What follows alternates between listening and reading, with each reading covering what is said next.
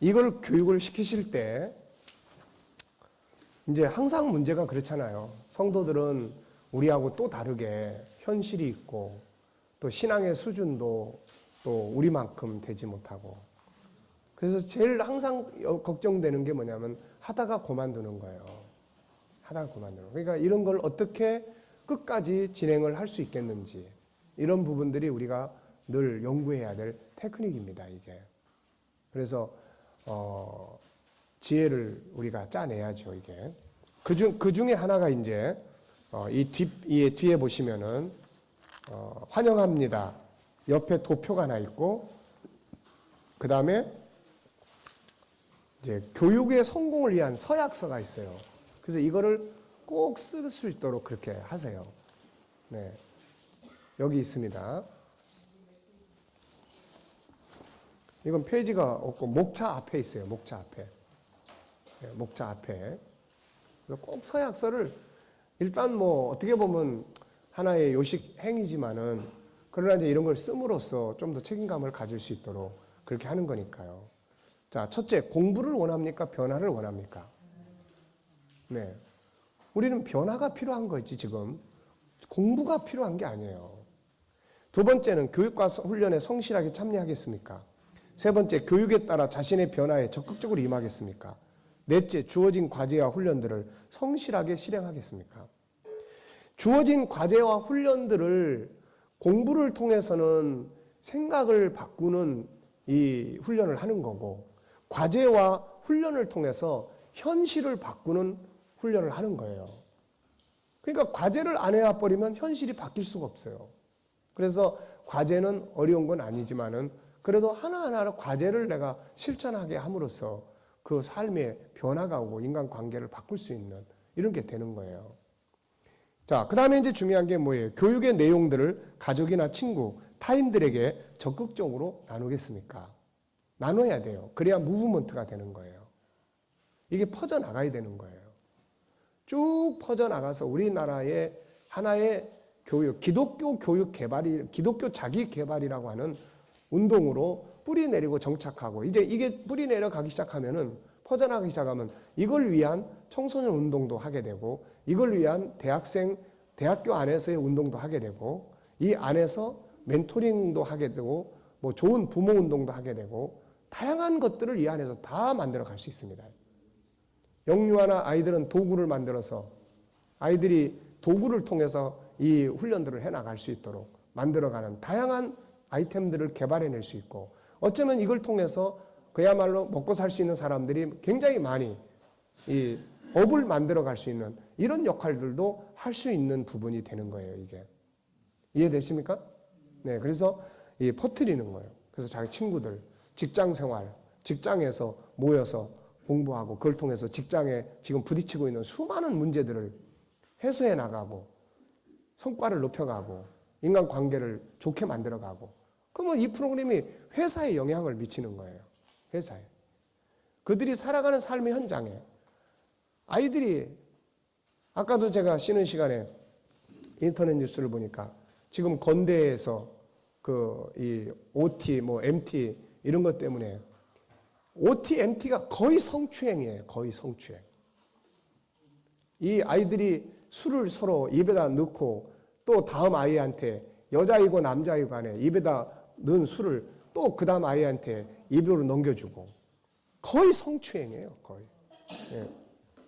이런 것이 지금 OT다, MT다 그러면서 젊은이들 속에서 지금 이게 그냥 쉽게 되는 거예요, 이게.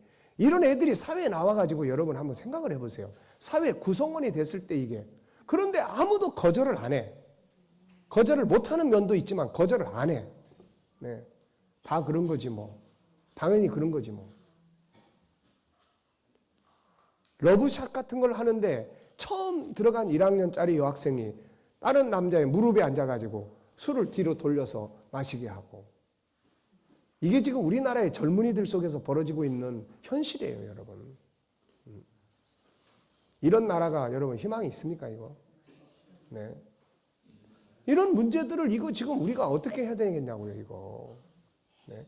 그래서 제가 계속 강조하는 게, 짜여진 현실 속에 들어가서 그걸 저항할 수 있는 촛불 들고 밖에 나와가지고 정부에 대한 대항이 중요한 게 아니에요. 네.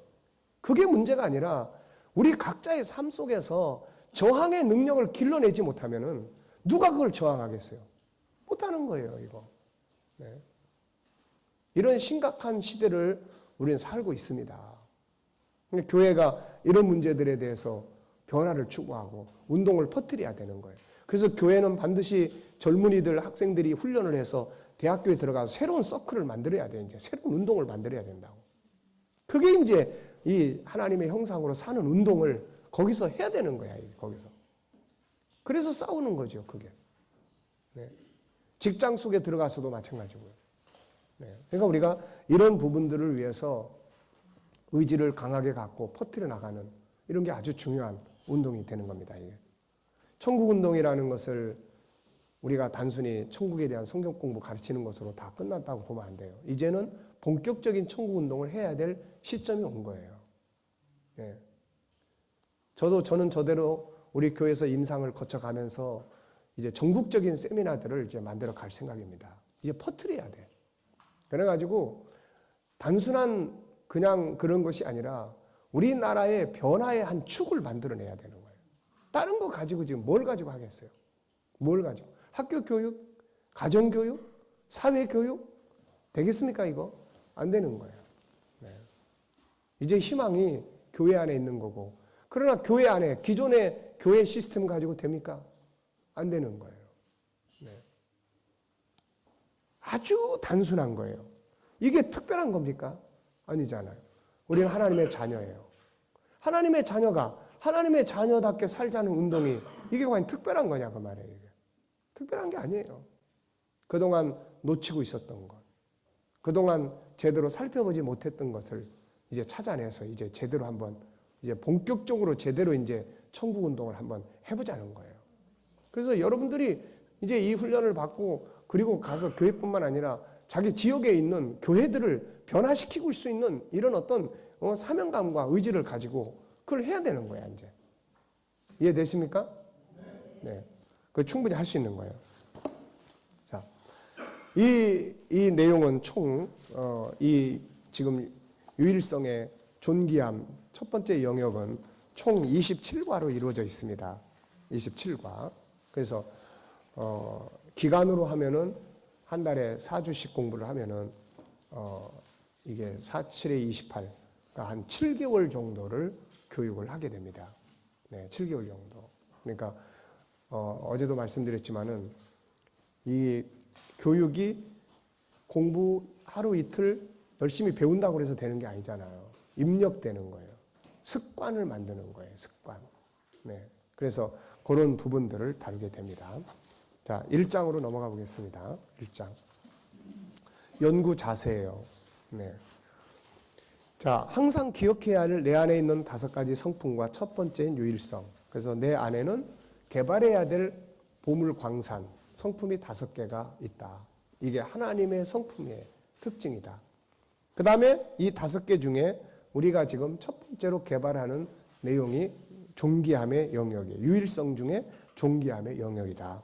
이 내용은 암기해야 한다. 나를 대할 때나 상대방을 대할 때 항상 우리 머리에 가장 먼저 떠오를 수 있도록 충분히 암송하고 묵상해야 된다. 그래서 내 안에는 몇 개가 있어요? 5개. 하나님의 성품. 또 그 다음에 유일성 중에 3가지. 뭐예요? 존귀함, 모양의 다양성, 그 다음에 재능의 다양성이에요. 네. 다양하게 더 많이 찾아낼 수 있지만 그 중에서 대표적인 것을 지금 정리를 한 겁니다. 연구하는 자세. 우리가 지금부터 공부하게 되는 내용은 공부가 아니라 뭐예요? 훈련이에요. 훈련. 창세기 1장 28절 같이 세상을 다스리고 정복하기 엄청난 내용을 훈련을 하게 되는 거예요. 지금까지 살아왔던 내가 아닌 하나님의 자녀로서 세상을 다스리는 자의 삶을 훈련하는 겁니다. 컴퓨터로 말하면 뭐예요? 기존의 소프트웨어를 새로운 소프트웨어로 교체하는 작업을 하는 거예요. 기존에 살아왔던 시스템, 부정적이고 상처가 많은 시스템이라면 이제부터 공부하게 되는 시스템은 하나님을 닮은 창조주의 시스템으로 교체하는 거예요. 그러므로 단순한 공부가 아니라 시스템을 교체하는 작업이라는 것을 기억하자. 이 훈련이 실효성이 있는 교육이 되기 위해서는 다음과 같은 인식을 가지고 출발해야 한다. 첫째, 뭐예요? 고정관념. 네. 우리가 안 하던 거를 하다 보면 어때요? 어렵죠? 쉽지가 않습니다. 고정관념처럼 무서운 게 없어요. 네. 모든 건 지식적으로 뭐가 모자라서가 아니라 고정관념 때문에 그 벽을 못 넘어서 못하는 거예요. 그 벽을 못 넘어서. 에베소 2장 1절로 3절에서 사도 바울은 우리가 지난날 어떻게 살았는지를 설명해요. 바울은 기존의 나를 바꾸라고 합니다. 그러므로 기존의 나를 자꾸 앞세우지 말고 자꾸 앞세워요. 좋은데요. 뜻은 좋은데요. 좋으면 가면 되는데 그 다음에 이제 기존에 살아온 내 스타일하고 안 맞는다는 거죠. 이거. 그러니까 결국은 버리는 거예요. 결국은. 그래서 기존 개념을 깨는 사람은 가는 거고 못 깨는 사람은 못 가는 거예요. 그래서 기존의 나에 대한 고정관념을 버리고 새로운 나를 하나씩 공부할 때마다 이게 내 참 모습이구나. 이게 진짜 내 모습이구나. 라고 생각하고 자기 변화를 적극적으로 시도해야 돼요. 새로운 나를 인정하고 신뢰하라. 이제부터 공부하게 될 내용은 누구에 대한 내용이에요? 참 나에 대한 내용이에요. 그렇게 심리학자들이나 이런 사람들이 찾고 싶었던 자기의 정체. 불교 철학이 수천 년의 역사 속에서 이 목표를 그렇게 외치면서 찾고자 했던 그 자기 자신의 삶. 그거를 우리는 지금 정리해 가는 겁니다. 그래서 이거를 해나갈 때마다 고정관념, 옛 관습적 나를 부인하고 새로운 나를 반갑게 맞이하면서 그것이 자신의 참 모습임을 인정하고 신뢰를 해야 되는 거예요. 그래서 로마서 6장 11절에는 우리가 죄에 죽고 의의 아래 있음을 인정해라, 여겨라 이렇게 말하는 거예요. 지금까지 살아온 나는 부정하고 이제부터 하나씩 만나는 나의 성품을 만날 때마다 이게 진짜 나구나. 이걸 인정하라는 거죠. 과감하게 때로는 성도들에게 선포하고 가족들에게 선포하고 부부지간에 선포하고 그동안 내가 이렇게 살아왔는데 이제부터는 내가 이렇게 한번 바꿔볼 테니까 지지해줘. 때로는 미안함도 이야기할 수 있는 거고 다 할 수 있는 거예요. 자기를 딱 내려놓으면 못할 게 없는 겁니다. 이게 예수님은 자기를 내려놓으니까 그야말로 모든 수치와 이런 걸 다 감싸고 십자가 위에까지 올라갔잖아요. 네. 그때부터 참 나를 살기 시작하게 됩니다. 그리고 이때부터 자신의 인생에는 놀라운 변화가 서서히 일어나기 시작해요. 인간의 관계가 회복이 되고 평안함이 오기 시작하고 뭔가 희망이 생기기 시작하고 감동이 있기 시작해요. 감동이 일어나기 시작해요. 아버지가 아들한테 하나님의 형상에 따라서 이야기를 한마디 하면 감동이 일어나는 거예요. 부부지간에 이런 것들이 이루어질 때 감동이 일어나고 그 안에서 새로운 사랑이 꽃을 피우는 거예요. 이게. 네. 그러니 이거 해볼 만한 거 아닙니까 이거? 네. 하나님이 그냥 하라는 거 아니에요. 다 그만한 보상을 받기 때문에 하게 하는 거예요. 세상이 변하는 경험들을 하게 될 거다. 그런데 계속해서 공부할 때마다 말씀은 좋은데요. 그게 가능할까요? 생각과 현실은 다른데요. 너무 어려워요. 그냥 이대로 살래요. 이러면 이제 안 되는 거죠. 그러니까 알아서들 해보시고요. 유감스럽게도 말입니다. 통계학적으로, 이건 통계학이니까 우리가 굳이 믿을 건 아니에요. 근데 100명이 들으면 그 중에서 실천할 수 있는 사람이 몇 퍼센트로 나오는지 아십니까? 예, 어떤 사람은 1명, 어떤 사람은 2명, 제일 많이 봐주는 사람이 3명이에요. 100명 중에 3명만, 1명 내서 3명만 행동을 하는 거예요. 야, 이게요, 얼마나 어렵겠습니까, 이게. 여기 지금 한 40명 이상 모이셨는데, 그러면 많이 잡아가지고 3% 그러면은 몇 명이 할 수 있는 거예요?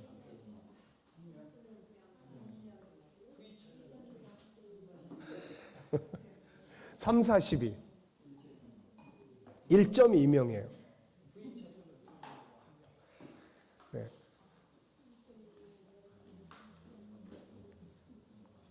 물론 그건 세상의 통계학이니까 우리하고는 다 무시해버릴 수 있어요. 우리는 다 할 수 있습니다. 그렇게 되기 바랍니다. 근데 이 사람들이 또 한 이야기가 뭐냐면 3%, 3명이 하는데 그 3%가 97%를 지배해 간다는 거죠. 네.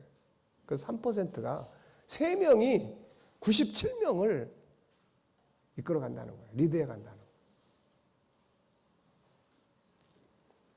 그래서 이런 이야기들은 우리의 입에서 나오지 않게 하시고 그래 한번 해보자. 정말 이제 하나님의 아버지의 자녀처럼 천국인으로서 내가 한번 살아보겠다.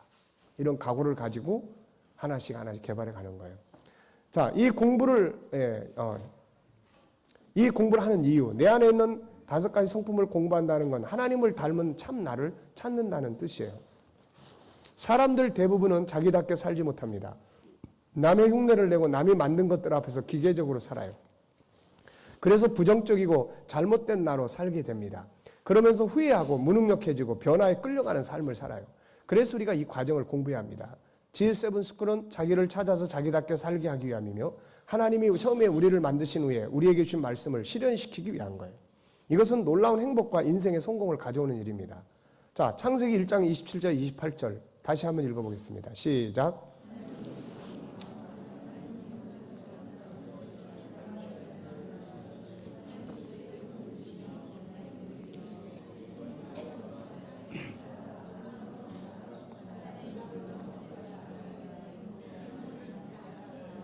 네.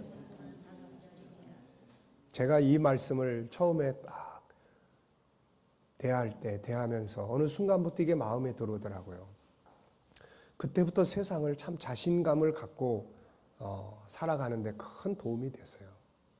그래서 제가 한 이야기 중에 세상의 어떤 문제도 나를 실패하게 만들기 위해서 오는 문제는 없다. 그것을 다스리고 정복해서 내 인생의 성공적 자산으로 삼게 하라고 하나님이 주신 선물이다. 이걸 통해서 저는 그런 인식을 갖기 시작을 했어요. 힘들고 어려울 때마다 이런 말씀들이 바로 자신감을 회복시켜주고 합니다. 5가지 성품은 공부가 아니라 사용해야 될 뭐예요? 도구예요. 우리는 지금 도구 훈련을 하는 거예요. 어떻게 사용해야 되는지, 이 도구는 어떤 도구고 이건 어떻게 사용해야 되는지 훈련하는 거예요. 세상의 모든 것은 도구가 필요합니다. 도구를 통해서 뭔가를 만들어내는 거죠. 나를 변화시키고 세상을 다스리고 정복할 수 있는 도구는 바로 하나님의 성품 5가지다. 다윗이 물맷돌 5개를 가지고 골리앗과 블레셋을 물리치고 승리자가 된 것처럼 내 안에 있는 하나님을 닮은 그분의 성품 5가지는 세상을 다스리고 정복하게 만드는 능력이다. 5가지 성품은 공부가 아니라 세상을 다스리라고 하나님이 내 안에 담아주신 도구를 훈련하는 거예요. 크게는 5가지 성품이지만 각각의 문을 열고 들어가 보면 그 안에는 세상을 다스리는 데 필요한 수많은 기능들이 있어요. 이 기능들을 하나씩 사용하기 시작할 때 세상은 우리 앞에 굴복하게 된다. 그래서 5가지 성품은 공부가 아니라 사용해야 될 도구요, 기능이라는 것을 잊지 말자. 스마트폰의 기능 중에 몇 가지나 사용하고 있는가? 그것의 사용을 통해서 얻어지는 것은 무엇인가? 당신이 가지고 있는 5 성품과 그 안의 기능이 얼마나 되는지 알고 있는가? 그 기능 중에 몇 가지나 사용하고 있는가? 우리 안에 있는 기능이 얼마나 많은지 우리가 그걸 파악을 해보자는 거죠. 하나님은 세상을 정복하고 다스릴 만큼의 기능을 우리 안에 담아주셨다. 그런데 우리는 이 기능들을 제대로 알지도 못하고 있고 사용하지도 못하고 있다. 그 결과로 세상을 다스리는 것이 아니라 지배를 당하고 있고 한숨과 탄식 속에서 살고 있는 거다. 행복과 성공은 저절로 오는 것이 아니라 내 안에 있는 도구들을 사용해서 만드는 것이다. 하나님은 우리에게 그래서 다스리고 정복하라고 하신 거예요. 이제부터 우리는 세상이나 사람을 원망하거나 환경을 탓하지 말자. 그것이 문제가 아니다. 중요한 것은 그것들을 변화시키고 다스릴 수 있는 도구를 찾아서 활용을 하자는 거죠. 그래서 세상을 변화시켜서 다스리고 정복해보자. 요셉은 그렇게 살지 않았는가? 그 어려운 환경을 탓하지 않고 그토록 원수 같은 형제들을 원망하지 않고 자기 안에는 소중한 도구들을 활용해서 그 모든 상황을 다 변화시켜서 자기 무릎 앞에 엎드리게 만든 것이다. 그가 특별한 천지의 여서가 아니라 그 안에 있는 다스리고 정복하도록 담아주신 기능들을 사용했을 뿐이에요. 우리도 동일한 도구들을 가지고 있다. 이제부터 이 도구들을 찾아서 그 안에 있는 기능들을 사용해보자. 여리고가 무너지고 홍해가 갈라졌던 것보다 결코 작지 않은 삶의 변화와 능력을 보게 될 것이다. 이제 본장에서는 먼저 유일성의 구조와 그 기능들을 살펴볼 것이다. 배우는 것이 아니라 훈련하는 것임을 명심하자. 유일성의 도구들을 사용해 보면 하나님을 닮은 이 도구들이 얼마나 훌륭한 놀라운 능력을 가지고 있는가를 경험하게 될 것이다. 다섯 번째는 공부가 아니라 변화를 위한 훈련임을 기억하자. 다시 한번 강조한다. G7은 공부가 아니라 세상을 다스릴 도구들의 사용법을 훈련하는 것이다. 다음 두 가지를 반드시 실천하자. 첫째, 공부한 것 요약해서 뭐하기? 암송하기. 이제 둘째, 성실하게 과제 실천하기. 그래서 이 밑에 그걸 해놓은 거예요. 기록하고 말하기. 여기다가 이제 지금까지 공부한 것을 자기가 요약해서 이걸 정리하는 거예요. 자기가 정리를 해야 됩니다. 바쁘다고 그냥 지나가 버리면 중요한 코스를, 훈련 코스를 놓쳐버리는 거예요. 그래서 앞에 있는 공부를 반드시 그 시간에 공부 끝나고 나면은 잠깐 시간을 주고 본인이 이걸 정리해서 발표하게 해야 돼요. 오늘 공부는 이런 내용이었고 이런 것들이었다. 그래서 자기 안에다가 정리해서 담아가지고 가는 거예요. 무슨 말인지 아시겠죠? 그러니까 공부할 때 이거 그냥 지나가 버리면 안 됩니다, 이제. 그래서 다음 시간부터는 우리가 그렇게 해볼 거예요. 그 다음에 과제는 반드시 해가지고 온다. 그래서 이 과제는 뭐예요? 스마트폰의 기능이 몇 가지나 되는지 조사해서 발표하기. 그리고 5가지 성품의 기능은 얼마나 될까? 이건 자기가 추측하는 거죠. 공부하기 위한 자세 5가지의 주제들을 암송하기. 이런 것들을 성실하게 해와야 돼. 그래서 코치는 이 공부하는 팀원들의 일주일 동안 이 과제를 성실하게 수행할 수 있도록 알게 모르게 도와주고 이끌어주고 문자 보내주고 확인해주고 예를 들어서 5가지 이 스마트폰 기능을 조사를 못했어. 금요일쯤 전화 보니까 아 그래요? 그러면 우리 한번 시간 내가지고 이거 어떻게 조사하면 좋겠는지 방법을 한번 같이 나눠보자. 그래서 전화를 가지고 한다든지 아니면 내가 연구한 건 이런 건데 여기다가 당신이 연구한 거 한번 합쳐봐라. 이렇게 해가지고 그걸 이루도록 도와줘야 되는 거야. 그거 없이 그냥 연구해오세요. 과제 이거니까 해오세요. 그러면은 사람은 안 해본 건 하기가 힘들어요. 그러니까 코치가 그래서 필요한 겁니다. 아시겠죠? 그래서 계속 공부하면서 말씀드리는 것처럼 교사가 되지 말고 뭐가 돼요? 코치가 되라는 거죠, 이게. 네. 자, 여기까지 하고 마치겠습니다. 5시에 오늘은 식사합니다.